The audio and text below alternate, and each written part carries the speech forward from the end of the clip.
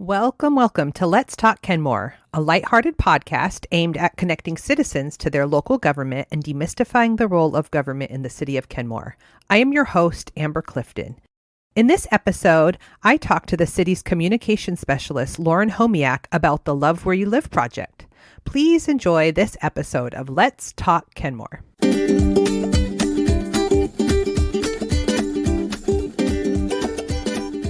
Welcome to Let's Talk Kenmore. I am here today with my colleague, Lauren Homiak, and she is going to tell me all about a project that she has taken the lead on called the Love Where You Live project. Thank you so much for joining me today, Lauren. Hi. Hi, Amber. Thanks so much for having me here today. I'm really excited to talk about this project. So tell me, how was the Love Where You Live project born? All right. So when we're doing community engagement, we want to hear from as many people as possible. And our city manager was really inspired by this book, Dream, Play, Build, which is by James Rojas and John Camp. And this book talks about some different ways you can think about community engagement. And some major takeaways that we had from it were that oftentimes governments and organizations are asking people for feedback when there's already a project or a plan in place. And the way they describe it in the book is we often bring our communities a baked cake and we maybe ask them what flavor frosting that they want. But really, we should be taking a few steps back and asking people what they want and what their priorities are before there's a project or plan in place. So we really just wanted to start with basic, broad community engagement that would provide us with feedback about goals and priorities for the future of Kenmore when there's really no project or agenda in mind. Another major takeaway from the book is that people are usually functioning from the frontal cortex of their brain, which is your fear factor. You're worried about change, you're worried about the future, and you're functioning from a place of fear. But when you use your hands to do something creative, it actually activates a different part of your brain that allows you to think more creatively and have a little bit more of a vision about the future of your community instead of coming from a place of fear. I love these concepts so much. I'm going to read this book. I'm also going to link it in the show notes. I love the cake analogy because if you've already brought a chocolate cake to the table, you've really narrowed the scope of what can even go with that. You're not really giving people a broad choice to choose from. It's like, here's what can fit into what I've already decided. Exactly. Yeah, just checking the box for community engagement instead of really wanting to hear exactly what it is that people want. And yeah, what flavor cake they want from the very beginning. Yeah, I love that analogy so much. Yeah, so we kind of took this idea. So what they recommend in the book is that instead of just having people send in an email or take a survey, that you actually need to have an activity where they can use your hands and get them out of that space of fear. So we took all these funky found objects. We set up a booth and had all these found objects like hair curlers, clay, popsicle sticks, pipe cleaners.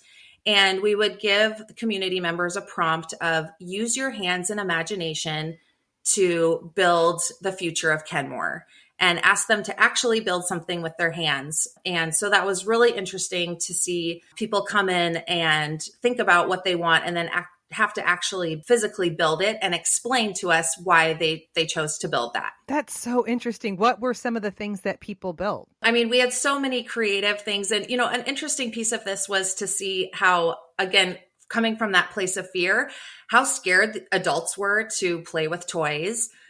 Or it took them a few minutes where, kids would run up to the booth and they could immediately come up with these amazing creative ideas like treehouse apartments or, more trash cans or ways that we can pick up waste in our parks and come together as a community.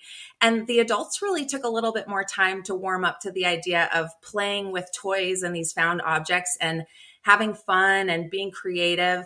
And I think that just goes to show that the theme of the book is correct, that, we're just always in this place of go, go, go and worry. And it's really hard as adults to take a moment to think creatively about what you want for your community. So it was a great activity. And we saw all sorts of things built. Ice cream cones to show that people want an ice cream shop. A lot of things were around environmental stewardship and people building walkways or bridges around our restored habitat so that people could enjoy those spaces. And just a lot of cool things came out from the activities this summer. I love that. I also would like an ice cream shop. So What have you learned about the goals and values of the Kenmore residents that maybe you didn't know before? Yeah. So, and to back up a little bit, we were at 22 booths in Kenmore this summer. So Wow. we were at the farmers markets, we were at summer concerts, at the Juneteenth event.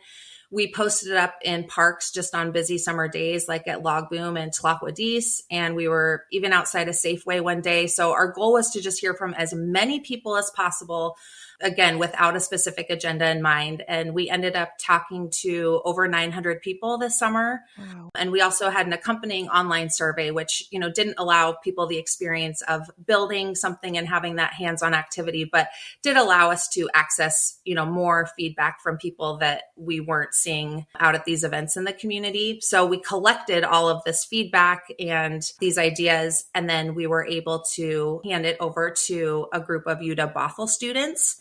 And they were able to objectively organize it and synthesize it, analyze it, and they created this great presentation of over 1,100 different ideas that we collected and curated over the summer. So I think it was really important to have those students help because the amount of information we collected and also having an objective perspective when looking at the data that we collected. Yeah, that was one of my questions actually, was who analyzes the data.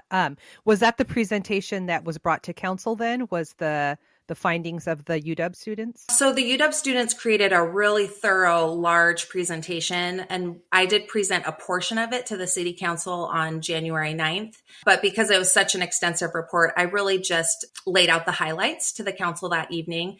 And then the full report will be available on our project website, which is kenmorewa.gov/lovewhereyoulive. So you can follow along the project there, and we'll have the students' full report where they actually categorized each response of 1,100 different responses into 10 categories. What I heard with those top themes. So, for community spaces, that can kind of sound like a broad term, but it was the number one category we heard about. And some of the top items that we heard are a lot of requests for a community pool, more parks and playgrounds and sports facilities. A lot of people asking for a dog park, people asking questions and having a lot of ideas about future Lake Point development, and then protecting our open spaces. People are very happy with the Log Boom Park renovation and how the hangar in downtown Kenmore has been completely kind of activated and has changed the landscape of our downtown so much. So people want more community spaces like Log Boom Park and the hangar. And then a lot of requests for a community center and a larger or a real splash pad.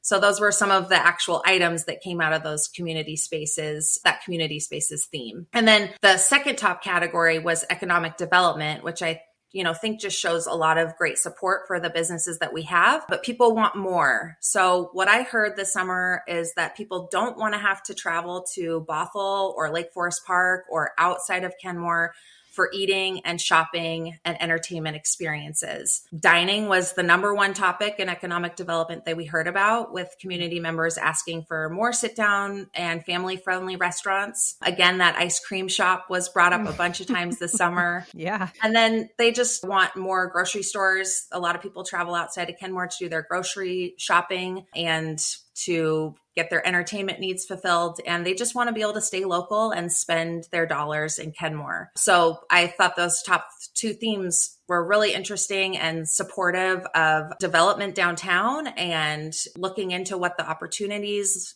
are for Lake Point and seeing how we can give people more of those experiences right in Kenmore. What were the top 10 items? The number one category is community spaces. Number two was economic development. Number three was environmental stewardship. Number four was transportation. Number five was housing and affordability. Number six was safety. Number seven was art and beautification. Number eight was community events. Number nine was DEIA, which is diversity, equity, inclusion, and accessibility. And then the 10th category was et cetera. And it only was about 2% of the results, but it was the ideas that didn't fit into any of those other 9 categories. So it's just a catch-all, et cetera category. But those top 2 categories, community spaces and economic development, made up almost half of the total responses, which was kind of amazing to see. Wow, that's huge. Yeah. And all 10 really important things that hopefully over the years we can sort of tackle each one of those in some way that's meaningful. Yes. And there's, things happening in each of those categories now. There's a lot of work that's happening in the city already. So again, great to see that there is support for this type of work that we're already doing. And I think it shows that the stewardship piece of climate action is really, our community members wanting to get involved and have programs where they can make a difference. And so I was interested to see that our number 3 category really supports a lot of the work that the city is already doing through the climate action plan. So that's one example of something where we are already implementing a lot of things that we heard were important to the community this summer. That's awesome. So it could also just sort of reaffirm that we're on the right track, which is also good to know. Yes, We are not exactly. in the middle of baking the wrong cake, so to speak. Exactly, exactly. They're liking the flavors we're putting out there so far. That's amazing. And so this was a project that was supposed to just be for the summer. Is that correct? Or are there plans to keep this going? Yeah, so this is a year-long community engagement effort. We kicked off in June of 2023, and the summer engagement was really our chance to be out there in the community, hearing from as many people as possible, and with the broadest range of feedback that we could receive. We also did a statistically valid survey as part of this first phase of the project, and that took place in December. And we did that so that we could have some valid data that we could compare with the more qualitative data that I was collecting out in the community. So that was the first phase, and which just wrapped up. And now we're entering the second phase of the Love Where You Live project, which I'm really excited to move forward with. We got council direction on Monday night that they would like to see us continue with this. So phase 2. Yeah, it's really exciting. It was great to hear their support and to hear their experiences as they visited the booth this summer as well. Yeah. So in phase 2, we're kind of taking these top themes that we heard over the summer, and we are going to continue our engagement. So that's going to include 3 community workshops that we're going to hold out in the community. So not just at City Hall, but actually going into our communities of people that we want to hear more from. So we're going to have one event on the south end of Kenmore, one on the north end of Kenmore at schools, and then one at the Kenmore Community Club coming up in February and early March. And we're going to make them like interactive workshop type events where we can dive into these themes of community spaces and economic development and some of the main themes that we've heard, so that we can dig a little bit deeper to hear about what people want to see. And then we'll also be doing a second statistically valid survey that we can hone in and kind of focus on those themes that we're hearing. So to kind of keep it moving forward. That's incredible. So there's still time for, if anybody happened to not be able to make it to a booth this summer, there's still time for community members to weigh in and kind of check out the project and have a voice, it sounds like. Absolutely. Absolutely. All year long, there will be opportunities to chime in and for us to hear your voice. I highly recommend to attend one of the in-person meetings so that you can experience that hands-on activity and see if it ignite something creative in your mind of what people want to see for the future. But there will always be an opportunity again on the website to take our broad survey about the Love Where You Live project, or to just send me an email if you have a specific idea, and that will be included in the record and included in the data that we collect. So no matter how you want to reach out to us, we definitely want to hear from you as we're collecting these ideas. That is incredible. It's exciting to see what will be born from all of this. I know. It's fun to be in the data collecting stage because, there is no cake yet, and you just get to hear, the full array of everything that anyone could ever want in our city, with no budget constraints or no project planned, like just hearing about what people would like to see in their community. It was a really special experience to be out in the community this summer, connecting with people face to face. We were in the sunshine. People were, happy to participate. And it was a wonderful way for me to feel more connected with our community and to really hear directly from people. So yeah, there's nothing that can replace that like in-person engagement and talking with someone at the farmer's market about what they love about their city. So it just made me appreciate my job and the work that we're doing at the city even more, because we serve such a wonderful community. It's true. We want to hear from everybody. So please pass the information along to your friends and neighbors. And it is, we want to hear not just from residents, but from everybody who works, lives, or plays in Kenmore. People who come to Kenmore to experience our great community, we want to hear from them too, and how we can get more people to come and see all the great things that Kenmore has to offer. So yeah, moving forward, I would just, encourage people to follow us on the webpage. Also follow us on our social media. The City of Kenmore has a Facebook and Instagram page that's pretty robust. And that's the best way to really stay involved and learn about other opportunities to share feedback and also follow along with what we're hearing. I guess additionally, I just want to, say thank you to our summer intern, Wyatt Rector, who helped put that booth together and was with me at most of the booths this summer. And just a huge shout out and thank you to the UW-Bothell students as part of their business management project who took on analyzing all this information that we collected.